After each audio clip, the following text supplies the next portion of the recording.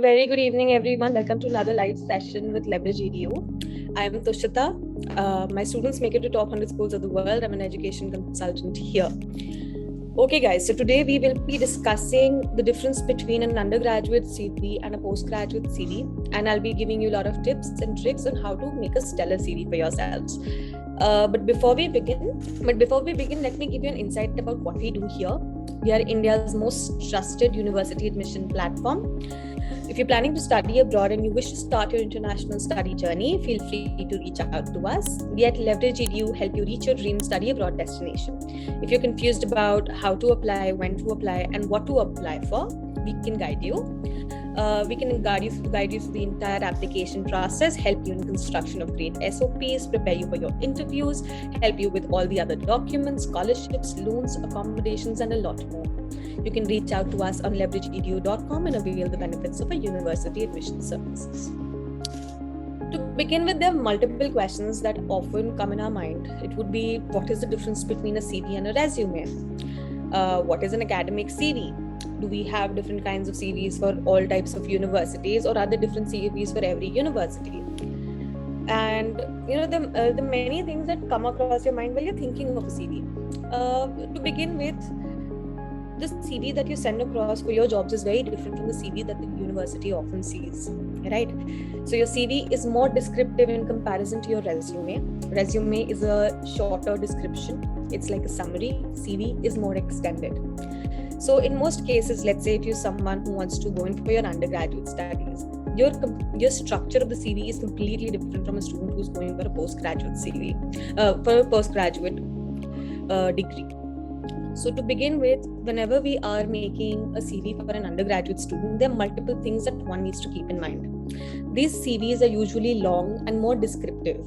So you begin with your name on the top, your address, your email address, and along with that a LinkedIn link. This is one thing that one needs to keep in mind. This is not something that students used to do before, but it is a recent change, and this can help you enhance your CV as well, right? So what you do is, after that, you start off by giving a brief about your academic qualifications. So you enter your marks from your 9th standard till your 12th standard and talk about which boards have you studied from. You also give a brief description about the school. You can mention your school, and if your school is different if your 9th and 10th is done from a different school and 12th and 11th from a different school, you can mention that as well. After that, you start talking about your academic achievements and awards. As a student, if we are securing 90% plus in a particular subject between our 9th standard to our 12th standard, we will mention those. And these academic achievements can be on the level of international, national, and school. For example, if you have a scholar badge in your school, you'll mention that in your academic achievements and awards. If you have a National Science Olympiad ranking, which is a world ranking, or like a national ranking, if you have those ranks, you can mention those in your international and national sections of your academic achievements. If you've secured top of the class results, you can mention that in your school results, and make sure this list is longer. If you have a good academic achievements and awards list with scholarships that you've secured from school, it is a good idea that you mention those along with the scholarship amount. This allows the universities to understand your academic brilliance. The next section that is catered to in an undergraduate CV would be your extracurricular awards and achievements. Now, we all participate in different things from our 9th standard to our 12th standards, and this is what makes up a good CV. So your profile, especially if a student, let's say, is going to US, has to have a very holistic profile. Now, when we say what do we mean by a holistic profile, we basically mean if you've done any kind of debates, if you've done any kind of writing pursuits. For example, you've written an article and that comes in a newspaper, or you've just been a part of your competitions which are related to writing. So you can mention all of those competitions and how you have secured a particular position. If these are participation certificates, they will not be mentioned here. Make sure you give out information regarding this very, very carefully. So you make different kinds of, let's say, titles. You start off with debate and writing pursuits. You mention what are the different kinds of awards that you've secured. You mention the years on the other side. Apart from this, you can again talk about various sections that you have. For example, you're someone who's interested in arts, so you talk about your art competitions and how many positions you've secured. Where did you go for that competition? Amongst how many participants? Then you can talk about your music, drama, sports. If you're doing music, you need to be very careful. You need to say that I've been a part of so and so. Let's say you've been a part of a musical. The dramatic production, you have to talk about which was the company that was doing that dramatic production, where was the stage, how many students participated, what was your role like. Or let's say if you're someone who's just mentioning something like music, so whether you've done vocal or you've done instrumental, if you have let's say a lot of students have a Trinity College degree and you have a particular grade in that, grade A, grade B, grade C, you can mention that. So make sure you have a description on that as well. If you've been a part of sports, now sports is a very wide topic, I would say. So when you mention sports, you do mention different kinds of sports that you've done and what are the different kinds of achievements that you have under the same. So, and if you've done any kind of school events, you can mention those. Model United Nations, definitely welcome. Do not, please do mention the entire information about your Model United Nations, such as which delegate were you, which year was this done in, did you travel, was it in India, was it abroad, was it in a different city, was it in the same school? You have to mention all of that. The more details you give, the better your CV is. Now, after this, you add another section, which is called your self-initiatives. Now, a lot of us take up self-initiatives. I definitely had a student who made her own, you refurbished an old van with a group of friends and turned it into an ambulance for dogs. And she raised money for that with her friends, creating a band which performed in her own society. So this is one example of her self-initiative, and you can mention such self-initiatives that you've taken for the betterment of the society. So you can talk about those. Another section that is very important and students mostly forget including this is going to be your workshop and training. So there are multiple workshops that are, which are done in your school, right? You have a lot of workshops, let's say either it is on a book club or it is a workshop on, let's say healthy habits. All of these workshops are actually a form of training. So if you miss out on talking about your workshops, make sure you mention those in your CV. They do add a lot of weight to your profile. And then you can always mention all the small courses that you pick up or certifications that you've acquired. For example, students started doing, let's say, courses on Python from a very young age. So you can talk about your courses that you've done offline and you've done courses online. You can mention those in detail and talk about how would you use that. And make sure you make a very strong composite list of this. From your 9th, and again, to mention this from your 9th standard to your 12th standard only. Now, after this, when we talk about, you add another section which is called leadership and organization. In this particular section, you will talk about all the positions that you've held in school. For example, let's say you are the head boy or the head girl of the school. So what was your achievement in the same? What was your role and responsibility? And what was your learning out of that experience have to be mentioned in 3 different pointers under every leadership head that you have. Even if you've been, let's say, you've been on the organizing committee, or you've organized farewells in the school, or you're someone who's done, let's say, if you've been a part of the editorial board, you've just been an editor in the school magazine, you can talk about that. All will come under your leadership and organization. Now, next section that you need to add is going to be a very important section that is called work experience unpaid. Work experience unpaid is actually all about your internships. So for example, you are someone who wants to go in for, let's say, business management. If you have internships in the field, it does show all the universities that you're inclined towards the subject and you're doing something about it, right? You just can't be interested in something and not have something to show, right? They don't know you as a person, but they are definitely people who will understand your inclination through your actions.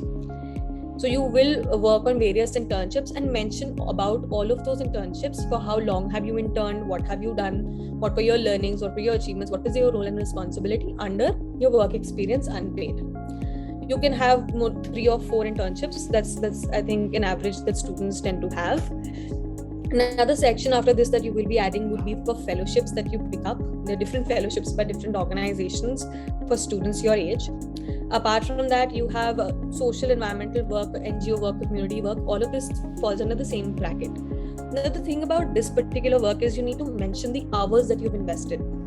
So a cumulative number of hours that you've invested, and in brackets you will mention 2 hours per week or 3 hours per week, however hours you contributed in a week. For how many years? Because this is something that will also come in your application process. They ask you these questions, so you will at least have the answer right then and there.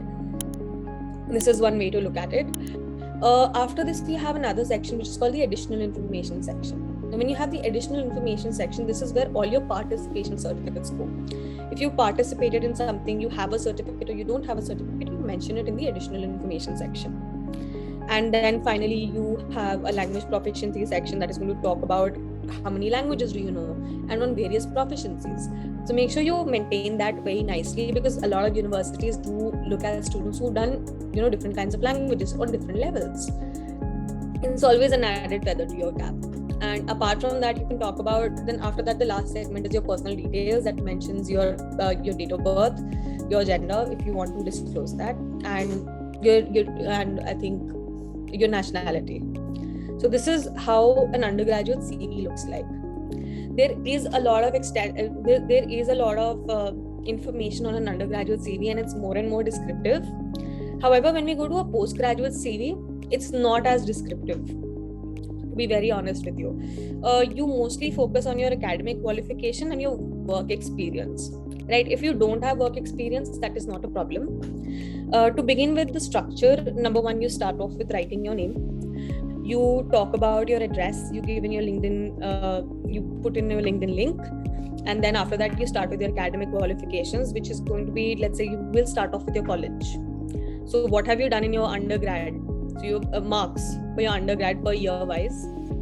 After that, you will mention, let's say your academic qualifications, and then your academic projects, or probably academic achievements and awards can be mentioned right after that. Then you talk about your work experience. Now, this is the part where you expand. Now, you have two kinds of work experiences. Work experience paid is your job.